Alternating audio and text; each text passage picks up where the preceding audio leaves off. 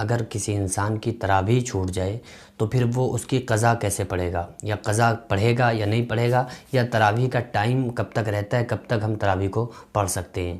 اچھی طرح سے سمجھ لیں کہ ہم عشاء کی نماز کے بعد تراویح پڑھ لیتے ہیں، لیکن اگر کسی دن ہم عشاء کی نماز کے بعد تراویح نہیں پڑھ پائے تو پھر ہم صبح فجر کی نماز سے پہلے تک تراویح کو پڑھ سکتے ہیں۔ یعنی کہ تراویح کا جو ٹائم رہتا ہے وہ عشاء سے لے کر فجر تک رہتا ہے، سحری سے پہلے تک آپ تراویح کو پڑھ لیجئے۔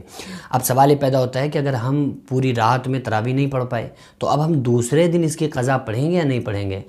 تو دوسرا دن اگر آ جائے گا تو پھر ہم اس کی قضا نہیں کریں گے، کیونکہ تراویح سنت مؤکدہ ہے اور سنت کی قضا نہیں ہوتی ہے۔ فرض ایک ایسی چیز ہے کہ اگر فرض ہم سے چھوٹ گیا تو پھر ہمیں فرض کی قضا کرنا پڑے گی، اگر واجب ترک ہو گیا تو پھر واجب کی ہمیں قضا کرنا پڑتی ہے۔ لیکن اگر تراویح چھوٹ گئی تو پھر ہم اسے دوسرے دن نہیں پڑھ سکتے ہیں۔ تراویح کو اگر ہم پڑھنا چاہتے ہیں تو اسی دن ہم کو پڑھنا چاہیے اور اسی دن وقت نکال کر ہم پڑھیں، لہٰذا اسی کے لیے اس کی قضا نہیں ہے، تو اسی کے لیے ہم سارے لوگوں کو چاہیے کہ تراویح کو بالکل بھی مس نہ کریں۔ تراویح کو چاہے کوئی بھی کام ہم سے چھوٹ جائے لیکن تراویح نہ چھوٹے، کیونکہ اس پر بہت بڑا اجر و ثواب ہے۔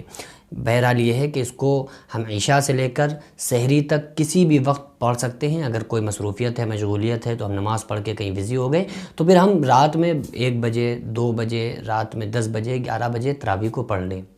لیکن اگر اس رات نہیں پڑھ پائے اور فجر کا ٹائم ہو گیا تو پھر ہم تراویح کو نہیں پڑھ سکتے ہیں، کیونکہ تراویح کی قضا نہیں ہے۔ دعا کریں اللہ تبارک و تعالیٰ ہمیں اور آپ کو پابندی کے ساتھ تراویح پڑھنے کی توفیق عطا فرمائے۔